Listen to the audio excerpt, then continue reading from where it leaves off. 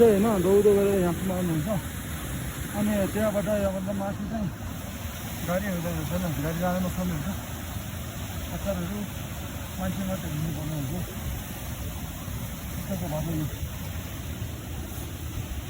यो बाटो बनाउन पनि गाह्रो हुन्छ अनि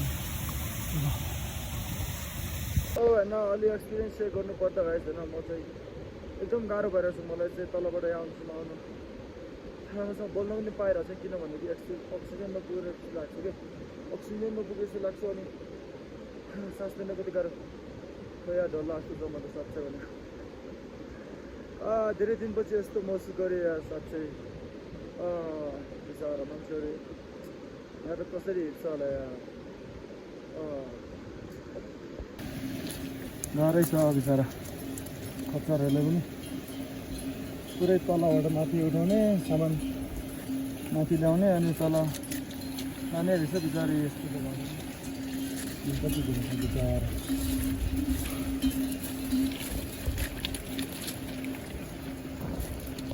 सो गाइस मलाई चाहिँ यस्तो गाह्रो भइरहेको छ होइन म तपाईँहरूलाई यो फिलिङ चाहिँ अब कसरी दिन सक्छु मेरो हालत यस्तो भइसकेको छ पुरै सास फुलेर आउने एकदमै होइन अक्सिजन कम भएर होला सायद एकदम गाह्रो भयो अब हामी यहीँ पुगिसक्यो होइन यही हो आज बस्ने चाहिँ अब सो अब चाहिँ यहीँ रेस्ट गर्ने आज चाहिँ खतरा नि लालच छ आज त साँच्चै भनेको झम्मै जान्छ ओके गाइस गुड मर्निङ होइन सबैजनालाई उठेको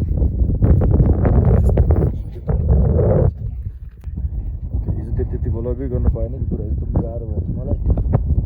यसो बोल्ने हराएर क्या अब अहिले चाहिँ हाम्रो ब्रेकफास्ट भयो अनि सब भएर अब हामी निस्किन लागेको छर्को लागि हाम्रो अङ्कलले चाहिँ पुरै झोला गोडामा के अरे के गर्नुभयो तर खाली छ खाली जाली हिँड्न पाउनुभयो हिजो त लास्ट मलाई आफ्नो मान्छे भेटेपछि यस्तो सजिलो हुने भएन हामी त्यो डाँडा काटेर जानेवाला छ second day See you in Chaka.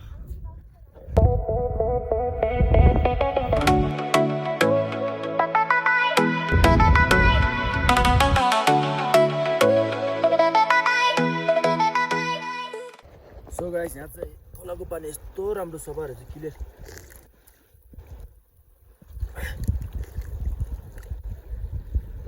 हेर्नु न गाइस सिन हेर्नु न ओहो यस्तो छ उता ट्र्याक्टर आइरहेछ अब सायद म ट्र्याक्टरमा जान अब नहुने भयो ट्र्याक्टरमा सोध्नु अहिले चाहिँ मेरो हल्का guys look at this view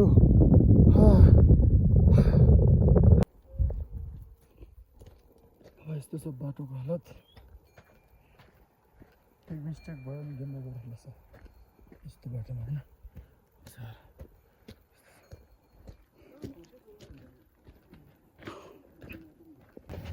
so guys finally छर्कामा पुग्यो होइन उता अलि उताबाट मैले चाहिँ ट्र्याक्टरमा चढेर आएको थिएँ यहाँसम्म टक्क अनि छर्कामा पुग्यो अहिले चाहिँ यस्तो चाहिँ छर्कामा छ नि खोलाको पानी चाहिँ यस्तो सफा छ कि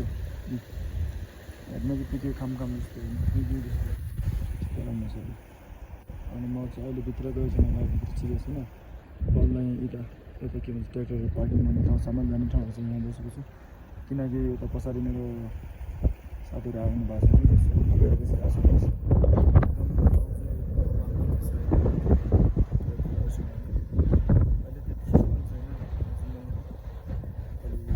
छैन चिसो पनि छ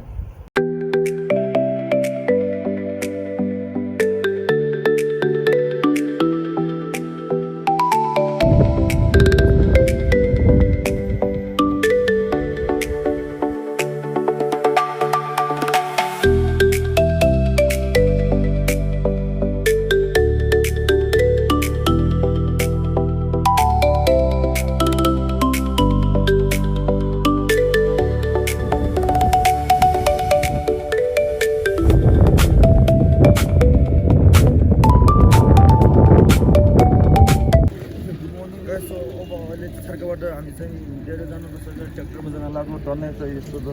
हालत चाहिँ होइन के भने अब त्यो माथि गेट जानु सक्दैन त्योबाट पेट्रोलमा जानु लाग्यो पुरै पेट छ सबै सिन काइ त्यो रोइ के ल अर्डर निस्केको अब चाहिँ बाटो यस्तो खतम छ त्यसमाथि यो बस्ने सिटै नझर्ला जस्तो छ पुरै बसा पुग्नु अघि होइन अब यहाँ त झरेपछि त है हात खुट्टा मास्दा जस्तो छ पुरै गाह्रो भयो अब के गर्ने होइन जानुभन्दा पेट्रोलमा जानु सजिलो जस्तो लाग्यो त्यही भएर यस्तो गाह्रो छ डराउनु लाग्यो ठिकै छ माथितिर अलि बाटो अलि बाटो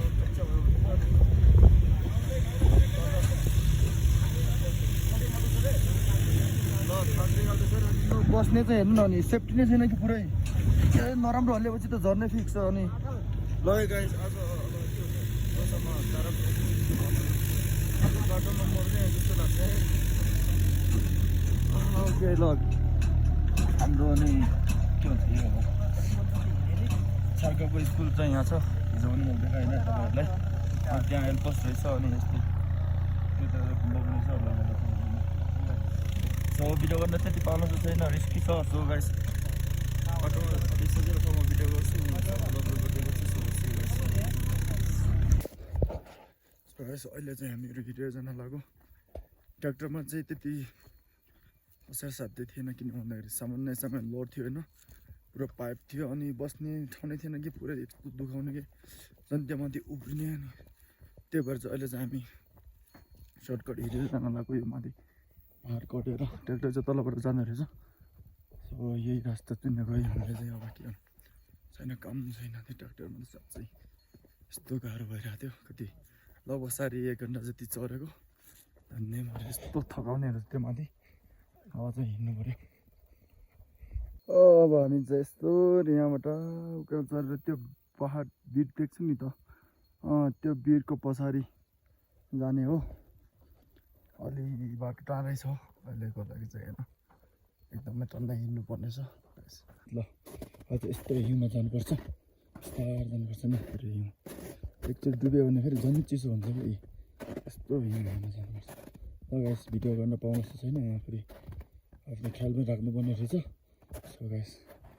माथि पुगेपछि फेरि भिडियो गरौँ है ल गाइस आज चाहिँ हाम्रो मुस्ताङ टु डोल्पाको ट्रिप चाहिँ अब फाइनल दिन भन्दा पनि अब तेस्रो दिन हो होइन अब 3 दिनमा चाहिँ यताउता गरेर पुग्ने रहेछ अनि हामी चाहिँ अहिले चाहिँ अब ट्र्याक्टरबाट झरेको हो कि ट्र्याक्टरमा चाहिँ एकदम गाह्रो भइरहेको थियो पुरै अनि त्यही भएर हामी चाहिँ अब यसरी हिँडेर जानु भएको हेलो गाइस ल फाइनली चाहिँ अब हामी झ्याकुरलाई पास गर्न लागिसकेको छ हल्का मात्र बाँकी छ ल अब यहाँ पास गरेपछि झ्याकुरलाई पास हुन्छ त्यसपछि पुरै ओह्रालो झर्नुपर्छ रे यस्तो र ल आज चाहिँ अब ल सबभन्दा गाह्रो ठाउँ यही हो यो चाहिँ सकिन लागिसक्यो oh my god guys look at that oh my god हिमाल नै हिमाल रहेछ यतातिर आमा यस्तो अनि हाईमा यस्तो आएपछि त टाउको दुख्ने यस्तो त भइहाल्छ नि यार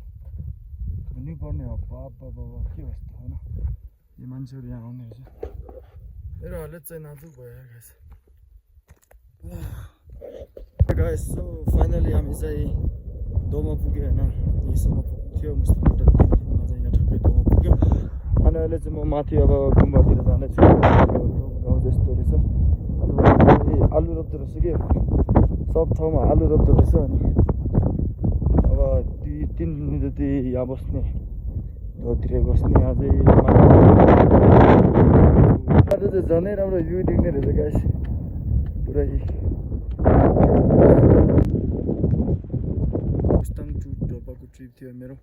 जर्नी थियो अनि त्यो चाहिँ म अब यहीँ अन्त्य गर्न चाहन्छु किन भन्दाखेरि चाहिँ अब मैले त्यति भिडियो गर्न पाउने जस्तो छैन किनकि मेरो ज्यान पनि अलिक दुखिरहेको छ अनि खै अब यहीँ अन्त्य गर्दै ठिक होला जस्तो लाग्यो so guys if you like my video please like comment share and subscribe म चाहिँ यस्तो ठाउँमा गइरहेको छैन फलो गरेर आउँछु मेरो अब चाहिँ so guys keep support and keep watch my video. Thank you guys, bye bye, see you in next video.